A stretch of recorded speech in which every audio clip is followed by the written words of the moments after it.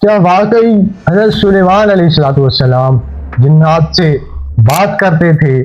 کیا جنات ان کے حکم پر محلات تعمیر کرتے تھے؟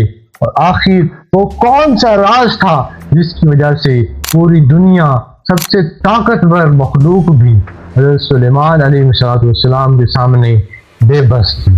آج ہم قرآن و حدیث کی روشنی میں حضرت سلیمان علیہ السلام اور جنات کی وہ حیران کن داستان جانیں گے جسے سن کر آپ حیران رہ جائیں گے۔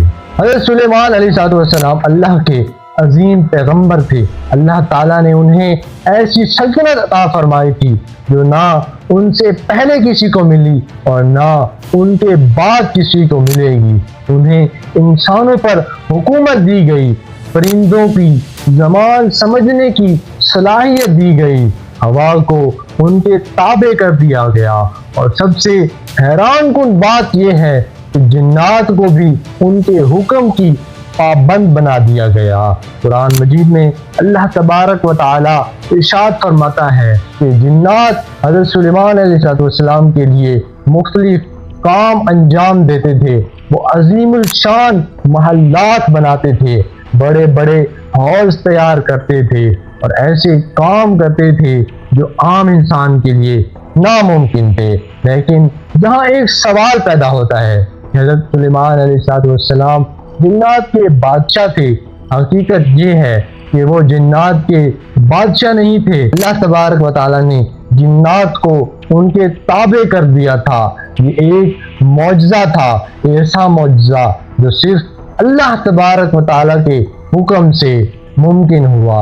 ایک دن حضرت سلیمان علیہ السلام اپنے دربار میں بیٹھے تھے۔ اسی دوران ایک غیر معمولی واقعہ پیش آیا۔ ملکہ سبا کا ذکر ہوا۔ یہ ایک ایسی ملکہ تھی جو یمن پر حکومت کرتی تھی۔ حضرت سلیمان علیہ السلام نے اسے اسلام کی دعوت دی۔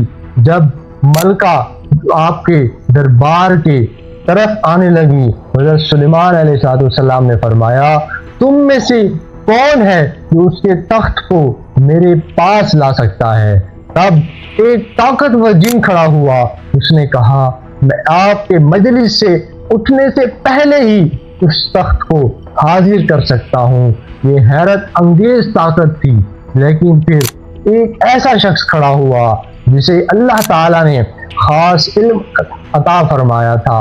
اس نے کہا، میں پلک جھپکنے سے پہلے ہی یہ تخت حاضر کر سکتا ہوں، اور پھر پلک جھپکنے سے پہلے ہی وہ تخت وہاں موجود ہو گیا۔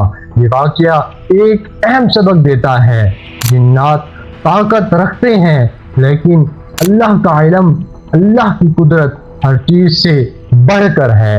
اب آتے ہیں حضرت سلیمان علیہ السلام کی وفات کے واقعے کی طرف۔ یہ قرآن کے سب سے حیران کن واقعات میں سے ایک ہے۔ حضرت سلیمان علیہ السلام اپنے عصا کے سہارے کھڑے تھے۔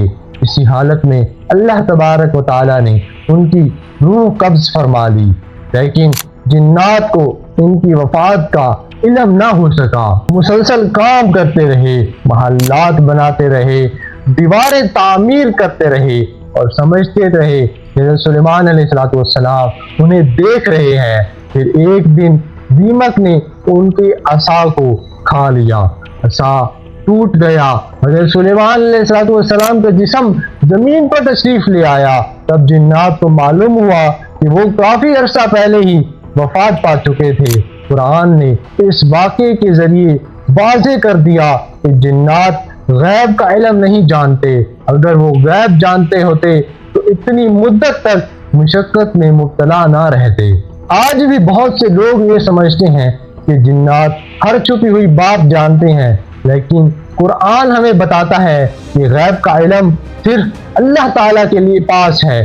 جنات بھی اللہ کی مخلوق ہیں، وہ بھی اللہ کے محتاج ہیں، اور وہ بھی اللہ کی مرضی کے بغیر کچھ نہیں کر سکتے۔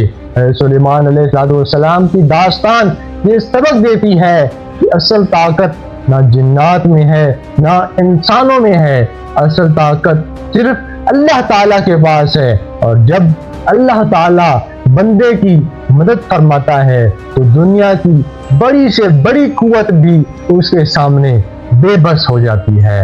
تو کیا آپ نے پہلے کبھی حضرت سلیمان علیہ السلام اور جنات کے اس راز کے بارے میں سنا تھا؟ اپنی رائے کمنٹ میں ضرور دیجیے گا، اور اسی طرح کی مزید اسلامک ڈاکومنٹری کے لیے نالج یونیورس کو سبسکرائب کرنا مت بھولے گا۔ ملیں گے نیکسٹ ویڈیو میں، تب تک کے لیے اللہ حافظ۔ السلام علیکم ورحمۃ اللہ وبرکاتہ۔